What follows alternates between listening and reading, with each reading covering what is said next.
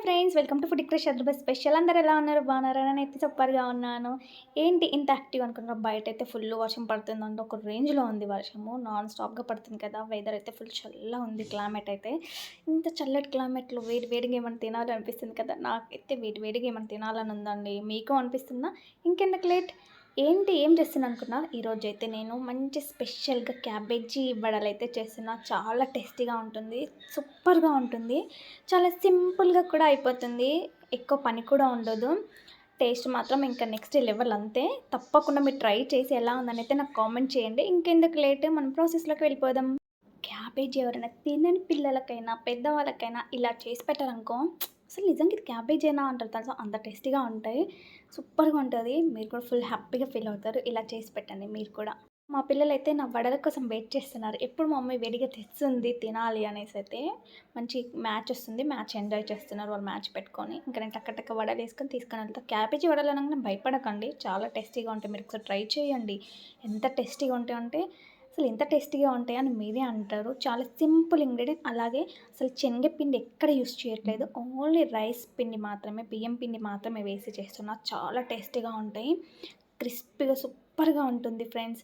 ఇంకెందుకు లేటర్, తొందరగా అయితే మనం రెసిపీలోకి వెళ్ళిపోదాం. టక్క టక్క చేసుకొని వేడి వేడిగా అలా తింటూ ఆస్వాదిస్తూ ఒక కప్ చాయ్ తాగుతూ అలా వడలు తింటుంటే చాలా బాగుంటుంది కదా.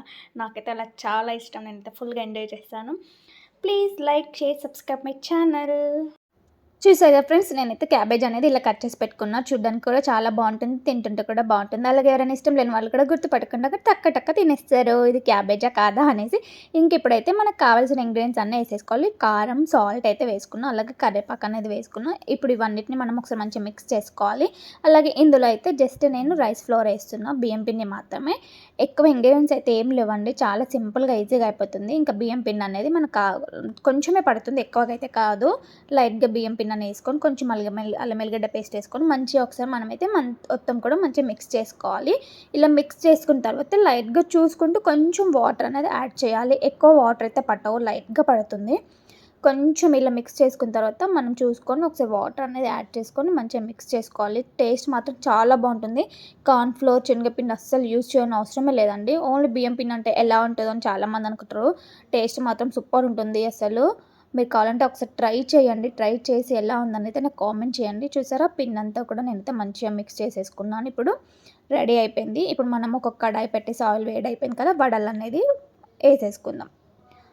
ఇంతే, వడలు వేసేసుకొని కొంచెం స్టవ్ అనేది మీడియంలో పెట్టండి, కొంచెం కాలిన తర్వాత హైలో పెట్టండి. ఎందుకంటే స్టార్టింగ్ ఫుల్ పెట్టామనుకో లోపల పచ్చి పచ్చిగా ఉంటుంది. చూసారు ఎంత కలర్ఫుల్గా ఉన్నాయో వడలు. ఇంత క్యాబేజీ వడలు అయితే రెడీ అయిపోయినాయి. ఎంత టేస్టీగా ఉండే వడలు, టేస్ట్ మాత్రం సూపర్ ఉందండి.